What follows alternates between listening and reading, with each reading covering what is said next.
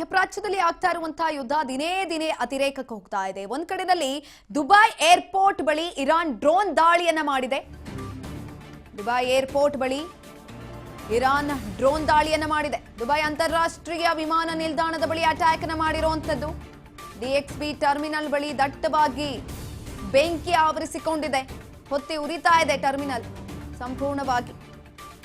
Drone ದಾಳಿಯನ್ನ ಮಾಡಿರುವಂತದ್ದು Iran. Dubai ಅಂತಾರಾಷ್ಟ್ರೀಯ ವಿಮಾನ ನಿಲ್ದಾಣದ ಬಳಿ ಅಟ್ಯಾಕ್ ಅನ್ನು ಮಾಡಿದೆ.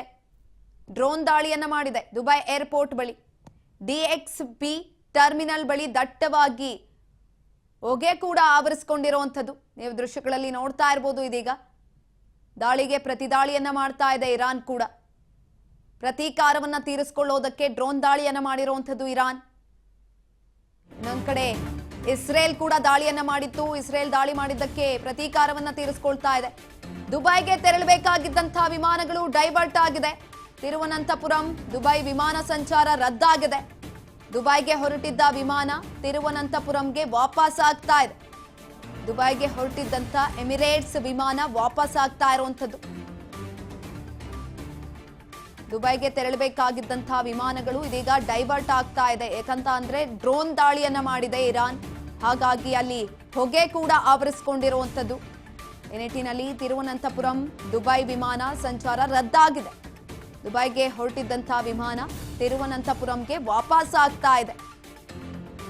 ದುಬೈಗೆ ಹೊರಟಿದ್ದಂತಹ ಎಮಿರೇಟ್ಸ್ ವಿಮಾನ ವಾಪಸ್ ಆಗ್ತಾ ಇರುವಂತದ್ದು. ಯಾವುದೇ ರೀತಿಯಾದಂತಹ ತೊಂದರೆಗಳಾಗಬಾರದು ಅಂತ ಇದೀಗ ವಿಮಾನಗಳನ್ನ ವಾಪಸ್ ಕಳಿಸಲಾಗ್ತಾ ಇದೆ. ದಟ್ಟವಾಗಿ ಹೊಗೆ ಕೂಡ ಆವರಿಸಿಕೊಂಡಿದೆ. ಅಲ್ಲಿ ತಿರುವನಂತಪುರಂಗೆ ವಾಪಸ್ ಆಗ್ತಾ ಇದೆ.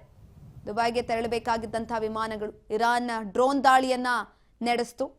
ಈ ಸಂದರ್ಭದಲ್ಲಿ ದುಬೈಗೆ ಹೊರಟಿದ್ದಂತಹ ಹಲವು ವಿಮಾನಗಳು ತಿರುವನಂತಪುರಂಗೆ ವಾಪಸ್ ಆಗ್ತಾ ಇರುವಂತದ್ದು. ದುಬೈಗೆ ಹೊರಟಿದ್ದಂತಹ ಎಮಿರೇಟ್ಸ್ ವಿಮಾನ ವಾಪಸ್ ಆಗ್ತಾ ಇದೆ. ದುಬೈಗೆ ಹೊರಟಿದ್ದಂತಹ ಎಮಿರೇಟ್ಸ್ ವಿಮಾನ ಇದೀಗ ವಾಪಸ್ ಆಗ್ತಾ ಇರುವಂತದ್ದು. ಇನ್ನು